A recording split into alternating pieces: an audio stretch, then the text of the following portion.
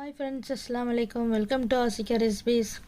இன்றைக்கி நம்ம சேனலில் மந்த்லி எப்படி நம்ம வந்துட்டு மளிகை ஜாமான் வாங்கலாம் அப்படின்னு சொல்லிட்டு இந்த வீடியோ வந்துட்டு உங்களுக்கு ரொம்பவே யூஸ்ஃபுல்லாக இருக்கும். இப்போ நம்ம வந்துட்டு மளிகை ஜாமான் வாங்க போகிறோம் அப்படின்னா வீட்டில் கண்டிப்பாக வந்துட்டு ஒரு சீட்டு போட்டு எழுதிட்டு தான் போனால் தான் நமக்கு வந்துட்டு எந்த பொருளுமே மிஸ் ஆகாமல் வாங்க முடியும். அந்த மாதிரி மிஸ் ஆகாமல் நம்ம வாங்கணும் அப்படின்னா இந்த மாதிரி ஸ்டெப் பை ஸ்டெப்பாக நீங்கள் வந்துட்டு எழுதிட்டு போங்க. அப்படி எழுத போகும்போது உங்களுக்கு எதுவுமே வந்துட்டு மிஸ் ஆகாது. கரெக்டாக நமக்கு என்னென்னலாம் நமக்கு வந்துட்டு தேவையோ அதை வந்துட்டு நம்ம கரெக்டாக எழுதிடலாம். வாங்க இப்போ நம்ம வந்துட்டு அது எப்படி வாங்கலாம், எப்படி எழுதலாம் அப்படின்னு சொல்லிட்டு சொல்கிறேன். இதே மெத்தடில் நீங்கள் வந்துட்டு மளிகை ஜாமான் எழுதி பாருங்கள். இது வந்துட்டு 100% நான் சொல்கிறேன், உங்களுக்கு எந்த பொருளுமே வந்துட்டு மிஸ் ஆகாது. ஏன்னா எனக்கு எங்கள் மாமியார் சொல்லி கொடுத்தது இந்த மாதிரி தான் மளிகை ஜாமான் வந்துட்டு வாங்கணும் அப்படின்னு சொல்லிட்டு அவங்க மூலியமாக தான் இன்னி வரைக்கும் இதே மெத்தடில் தான் நான் வந்துட்டு மளிகை ஜாமான் வாங்கிட்டு இருக்கேன். எந்த ஒரு பொருளுமே நான் மிஸ் பண்ண மாட்டேன். ஏன்னா இதே மாதிரி நம்ம மெத்தடில் வாங்க போகும்போது எதுவும் நம்ம மிஸ் பண்ண மாட்டோம். அதனால தான். சரி, ஓகே, வீடியோ வந்துட்டு ஸ்கிப் பண்ணாமல் பாருங்கள். சரியா, பார்க்கலாமா? ஃபஸ்ட்டு மஞ்சள் தூள் வந்துட்டு 50 எழுதியிருக்கேன், 50 கிராம். இது வந்துட்டு ஃபஸ்ட்டு நம்ம எப்போவுமே ஒரு பொருள் வாங்க போகிறோம் அப்படின்னா ஒன்று வந்துட்டு இனிப்புலேருந்து ஆரம்பிக்கணும், இல்லைன்னா மஞ்சள்லேருந்து வந்துட்டு ஆரம்பிக்கணும். இது ரெண்டு தான் வந்துட்டு ஃபஸ்ட் எடுக்கும் நம்ம எழுதணும். சரியா? ஃபஸ்ட்டு மஞ்சத்தூள் 50 கிராம், அதுக்கப்புறமா சீரகத்தூள் 50 கிராம், அதுக்கப்புறமேட்டு மிளகுத்தூள் 50 கிராம், அதுக்கப்புறமா ரசப்பொடி 50 கிராம், சிக்கன் குழம்பு மசாலா 100 கிராம், மட்டன் குழம்பு மசாலா 100 கிராம். இப்போ வந்துட்டு நம்ம மசாலா தூள் வாங்க போகிறோம் அப்படின்னா இந்த மாதிரி தான் நம்ம வந்துட்டு ஸ்டெப் பை ஸ்டெப்பாக எழுதணும். ஃபஸ்ட்டு நான் எழுதியிருக்கக்கூடிய இந்த பொருள் எல்லாமே வந்துட்டு வெறும் மசாலா தூள். ஓகேவா? இந்த மெத்தடில் நம்ம எழுத போகும்போது நமக்கு என்னென்ன மசாலா வேணுமோ அதை வந்துட்டு லைன் படிகாரம் நம்ம வந்துட்டு கரெக்டாக எழுதிடுவோம். எதுவுமே வந்துட்டு இல்லை நமக்கு வந்துட்டு மிஸ் ஆகலை. பாருங்கள், இதுதான் அந்த மெத்தடு. ஓகேவா? அதுக்கப்புறமேட்டு கல் உப்பு, சால்ட் உப்பு, இந்த மாதிரி நம்ம எழுத போகும்போது நம்ம உப்பு வந்துட்டு மிஸ் பண்ண மாட்டோம். அதனால 2 உப்புமே நம்ம வந்துட்டு ஒரே மாதிரி எழுதியாச்சு. அதுக்கப்புறமேட்டு பருப்பு வகைகள்லாம் நம்ம வந்துட்டு எழுதணும். இந்த மாதிரி எழுதும் போது நமக்கு எந்த பருப்புமே நமக்கு மிஸ் ஆகாமல் நம்ம கரெக்டாக வாங்கிடலாம். துவரம் பருப்பு 2 கிலோ, கடலைப்பருப்பு 1 கிலோ, உளுந்து 2 கிலோ. துவரம் பருப்பு நம்ம அடிக்கடி சாம்பார் வைப்போம், அதனால் நம்ம வந்துட்டு 2 கிலோ வாங்கிக்கலாம். கடலைப்பருப்பு 1 கிலோ நான் எழுதியிருக்கேன். இது வந்துட்டு நம்ம மந்த்லி வந்துட்டு மசால் வடை நம்ம தாளிக்கிறதுக்கு அதாவது லெமன் சாதம், புளி சாதம், இந்த மாதிரிலாம் சாதம் தாளிக்கிறதுக்குலாம் நமக்கு வந்துட்டு யூஸ் ஆகும். உளுந்து வந்துட்டு 2 கிலோ. ஏன்னா நம்ம இட்லி தோசைக்கெலாம் நம்ம வந்துட்டு மாவு வரப்போம் இல்லையா, கண்டிப்பாக நமக்கு உளுந்து அதிகமாக தேவைப்படும். அதனால் நான் 2 கிலோ எழுதியிருக்கேன். அதுக்கப்புறமேட்டு சிறுபருப்பு 1/2 கிலோ. இது வந்துட்டு நம்ம கீரை கூட்டு எதாவது நம்ம பண்ணுறோம் அப்படின்னா, டக்குன்னு பாயாசம் ஏதாவது பண்ணுறோம் அப்படின்னா நமக்கு 1/2 கிலோ வாங்கினோம் அப்படின்னா கரெக்டாக இருக்கும். அதுக்கப்புறமா சர்க்கரை வந்துட்டு 4 கிலோ. அதுக்கப்புறமேட்டு நாட்டு சர்க்கரை 2 கிலோ நான் எழுதியிருக்கேன். நான் எழுதியிருக்க பொருள் எல்லாமே வந்துட்டு 1 மாதத்துக்கு தேவையான பொருள் தான். டீ தூள் வந்துட்டு 1/2 கிலோ எழுதியிருக்கேன். உங்களுக்கு எந்த பிராண்டு வேணுமோ நீங்கள் வந்துட்டு அதை வாங்கிக்கோங்க. நான் வந்துட்டு சக்கரா கோல்டு தான் வாங்குவேன். அதை நான் வந்துட்டு 1/2 கிலோ மட்டும் நான் எழுதியிருக்கேன். நேம் வந்துட்டு நான் வாங்க போகும்போது நான் எழுதிப்பேன். காப்பி தூள் வந்துட்டு உங்களுக்கு எந்த பிராண்டு வேணுமோ அதை வந்துட்டு நீங்கள் வாங்கிக்கோங்க. அதுக்கப்புறமா கடுகு 50, வெந்தயம் 50, சோம்பு 50, மிளகு 50. இது 3மே வந்துட்டு நம்ம தாளிக்க போடுவோம் இல்லையா.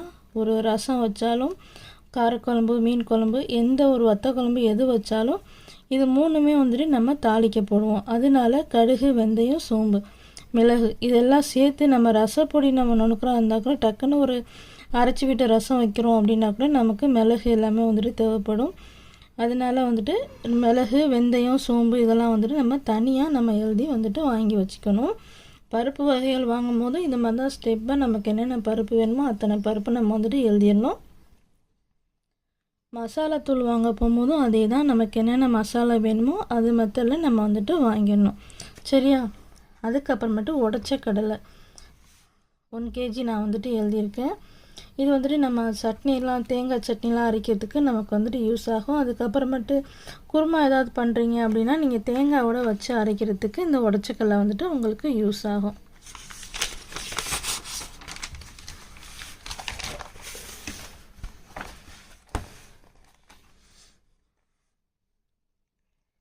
அதுக்கப்புறமேட்டு வந்து பாருங்கள், சோடா மாவு. நம்ம இட்லி தோசை மாவு இதெல்லாம் வந்து நம்ம அரைச்சோம் அப்படின்னா நமக்கு வந்துட்டு அந்த மாவு வந்து லைட்டாக புளிச்சாலும் சோடா மாவு போட்டு நம்ம மாவு கரைக்கும் போது நமக்கு வந்துட்டு அந்த மாவில் அந்த புளிப்பு தன்மை தெரியாது. அதுக்காக சோடா மாவு நம்ம 50 வாங்கினோம்னா நமக்கு 1 மந்த்து கரெக்டாக இருக்கும். கார்ன்ஃப்ளவர் மாவு 1/4 கிலோ. இது வந்துட்டு நீங்கள் சிக்கன் 65 ஏதாவது செய்கிறீங்க, இல்லை ஒரு கிரேவி பண்ணுறீங்க, கொஞ்சம் தண்ணி ஆயிடுச்சு, அதில் லைட்டாக வந்து கலக்கிட்டு ஊற்றணும் அப்படின்னா நமக்கு கெட்டியாயிரும். அதனால ஒரு கார்ன்ஃப்ளவர் வந்துட்டு நம்ம மாவு வந்துட்டு நம்ம 1/4 கிலோ வாங்கினோம் அப்படின்னா நமக்கு கரெக்டாக இருக்கும். கடலை மாவு 1/2 கிலோ. இது வந்துட்டு நம்ம நார்மலாக பஜ்ஜி போண்டா ஏதாவது செய்யணும் அப்படின்னா ரொம்ப ரேராக தான் நம்ம வந்துட்டு செய்வோம். அந்த மாதிரி எதனா நீங்கள் செய்ய போகும்போது இந்த கடலை மாவு வாங்கினோம் அப்படின்னா நமக்கு வந்துட்டு கரெக்டாக இருக்கும். நீங்கள் அடிக்கடி செய்வீங்க அப்படின்னா நீங்கள் 1 கேஜி கூட நீங்கள் வாங்கிக்கோங்க. நான் ரேராக பண்ணுவேன், அதனால் நான் வந்துட்டு 1/2 கிலோ மட்டும் நான் எழுதியிருக்கேன். பக்கோடா ஏதாவது பண்ணணும் அப்படின்னா கூட நான் கடலை மாவு போட்டு நான் பண்ணிடுவேன். அதுக்கப்புறமேட்டு கோதுமை மாவு நான் 5 கிலோ நான் எழுதியிருக்கேன். நீங்கள் ரெகுலராக நீங்கள் சப்பாத்தி நைட்டில் சுடுவீங்க அப்படின்னா 5 கேஜி வாங்கிக்கோங்க. இல்லை வாரத்தில் 1 தடவை 2 தடவை தான் செய்வோம் அப்படின்னா நீங்கள் 2லேருந்து 3 கிலோ மட்டும் நீங்கள் வாங்கிக்கோங்க, கம்மி பண்ணிக்கோங்க. அதுக்கப்புறமா வெள்ளை சுண்டல் 1 கிலோ, கருப்பு சுண்டல் 1 கிலோ, அதுக்கப்புறமேட்டு பச்சை பயிர் 1 கிலோ, காராமணி 1/4 கிலோ, வெள்ளை மொச்சை 1/4 கிலோ, சோயா பீன்ஸ் 1/4 கிலோ, பச்சை பட்டாணி 1/2 கிலோ, வெள்ளை பட்டாணி 1/2 கிலோ. அதுக்கப்புறமேட்டு அவ்வளோதான். இந்த மொச்செல்லாம் எதுக்காக நான் வந்துட்டு 1 கிலோ வெள்ளை சுண்டல், கருப்பு சுண்டல், பச்சை பயிர் இதெல்லாம் ஏன் நான் 1 கிலோ வாங்கியிருக்கேன்னா, இது வந்துட்டு நம்ம பசங்களுக்கு ஊற வச்சு வேக வச்சு கொடுப்போம். அதுக்காக இது வந்துட்டு நான் அதிகமாக வாங்கியிருக்கேன். காராமணி, வெள்ளை மொச்சை, சோயா பீன்ஸ்லாம் வந்துட்டு பார்த்திங்க அப்படின்னா நமக்கு காரக்குழம்பு இதெல்லாம் செய்கிறதுக்கு வந்துட்டு இது வந்து தேவைப்படும். காரக்குழம்பு ரேராக தான் செய்வோம். அதனால வந்துட்டு இந்த காராமணி, வெள்ளை மொச்சை, சோயா பீன்ஸ் வந்துட்டு நான் கம்மியாக வாங்கியிருக்கேன். இந்த பச்சை பட்டாணி, வெள்ளை பட்டாணி 1/2 கிலோ வாங்கியதுக்கு காரணம் வந்துட்டு பசங்களுக்கு லஞ்சு கட்ட போகும்போது பச்சை பட்டாணி இதெல்லாம் போட்டு நம்ம வெஜிடபிள் பிரியாணிலாம் செய்வோம் இல்லையா, அதுக்கு வந்துட்டு யூஸ் ஆகும். அதுக்காக நான் வந்துட்டு 1/2 கேஜி நான் எழுதியிருக்கேன். அதுக்கப்புறமேட்டு ரீஃபண்ட் ஆயில் 5 லிட்டர் நான் வந்துட்டு எழுதியிருக்கேன். அதுக்கப்புறமா நல்லெண்ணெய் 1 லிட்டர், தேங்காய் எண்ணெய் 1 லிட்டர் எழுதியிருக்கேன். எண்ணெய் எழுதினாலும் இதே மாதிரி தான் நீங்கள் வந்துட்டு எழுதணும். அப்போ தான் நம்ம வந்துட்டு அதில் எந்த எண்ணெயும் நம்ம மிஸ் பண்ணாமல் கரெக்டாக வந்துட்டு வாங்கிப்போம்.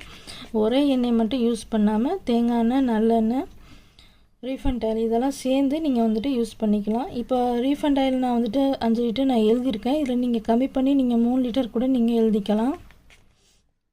அதுக்கப்புறமேட்டு ரவை வந்துட்டு 1/2 கேஜி நான் எழுதியிருக்கேன். அதுக்கப்புறம் ராகி சேமியா, அதாவது சேமியா வெள்ளை சேமியா இருக்கு இல்லையா, அதுவும் ராகி சேமியா ரெண்டுமே சேர்த்து நான் 4 பாக்கெட் நான் வந்துட்டு எழுதியிருக்கேன். இட்லி தோசை மாவுல ரேராக ஏதாவது பண்ணணும் பசங்களுக்கு அப்படிங்க போகும்போது இந்த சேமியா ராகி சேமியாலாம் வந்துட்டு பசங்க ரொம்ப விரும்பி சாப்பிடுவாங்க, அதுக்காக நான் எழுதியிருக்கேன். அதுக்கப்புறமேட்டு மக்ரூனி அது வந்துட்டு நான் ஒரு 1/2 கிலோ நான் எழுதியிருக்கேன்.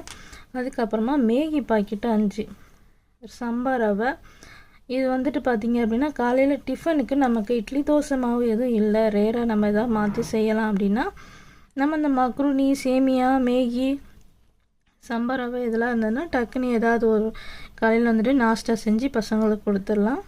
அதுக்கப்புறமா ராகி வந்துட்டு நான் 2 கிலோ நான் வந்துட்டு எழுதியிருக்கேன். இது எதுக்குன்னா ராகி மாவு நம்ம கடையில் வாங்குறதை விட ராகி வந்துட்டு கடையில் 2 கிலோ வாங்கிட்டு நல்லா கழுவிட்டு அதுக்கப்புறம் மிஷினில் நீங்கள் கொடுத்து நீங்கள் அரைச்சி வச்சுக்கிட்டீங்க அப்படின்னா பசங்களுக்கு நீங்கள் காலையில் கூழ் கிண்டி கொடுக்கலாம், இல்லை ராகியில் வந்து நீங்கள் அடை மாதிரி செஞ்சு கொடுக்கலாம், அது உங்கள் விருப்பம் தான். அந்த மாதிரிலாம் வந்துட்டு ரெகுலராக கொடுக்கும் போது பசங்களுக்கு கால்சியம் சத்து வந்துட்டு அதிகமாக கிடைக்கும். அதனால் ராகி வந்துட்டு நான் 2 கிலோ நான் எழுதியிருக்கேன்.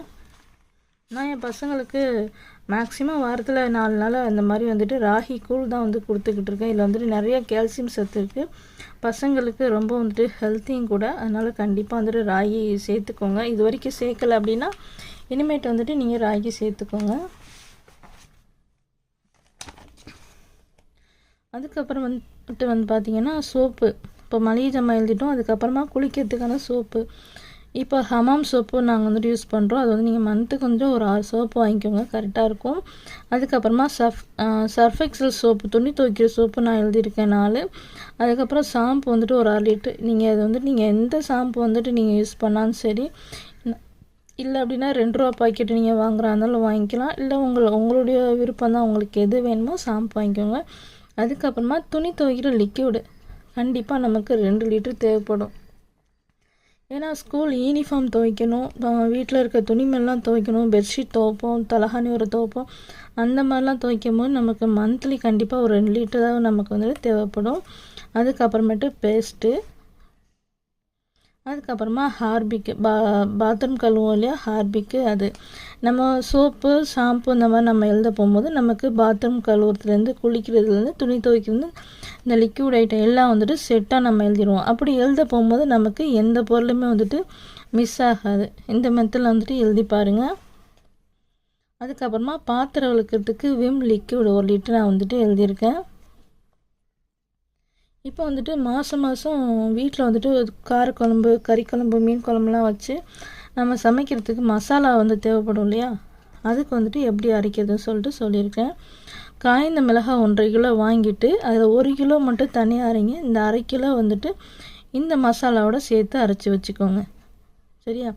அதுக்கு மல்லி 1 கிலோ, சீரகம் 50, சோம்பு 50, மிளகு 50, வெந்தயம் 50, கடலைப்பருப்பு 50, வேர்க்கடலை இதோட முடிஞ்சு கடலைப்பருப்பு 50, முழு மஞ்சள் 50. இதெல்லாம் வந்துட்டு நமக்கு குழம்பு மசாலா அரைப்போம் இல்லையா, கடையில் போய்ட்டு வாங்கியிருப்பீங்க ஆச்சி குழம்பு மசாலா, அந்த டேஸ்ட்டு மாதிரியே தான் இருக்கும். இந்த டேஸ்ட்டு ரொம்பவே டேஸ்ட்டாக இருக்கும்.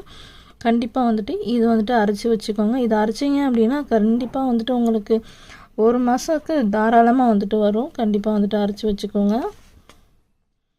அதுக்கப்புறமா ஸ்நாக்ஸ் இருக்குது இல்லையா, சாயந்தரம் டைமில் சாப்பிட்றதுக்கு, அதுக்கு வந்துட்டு வேர்க்கடலை, பட்டாணி கடலை 1/2 கிலோ, உப்பு கடலை 1/2 கிலோ, அதுக்கப்புறமா சிகப்பு அவுள், அதுக்கப்புறம் வெள்ளை அவுள், இதெல்லாம் வந்துட்டு வாங்கி வச்சுக்கோங்க.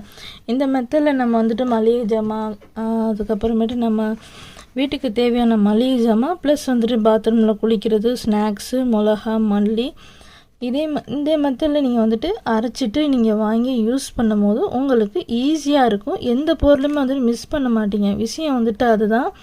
ஒரு மந்த்துக்கு 4 பேர் இருக்கீங்க அப்படின்னா உங்களுக்கு இந்த பொருள் வந்துட்டு கரெக்டாக இருக்கும்.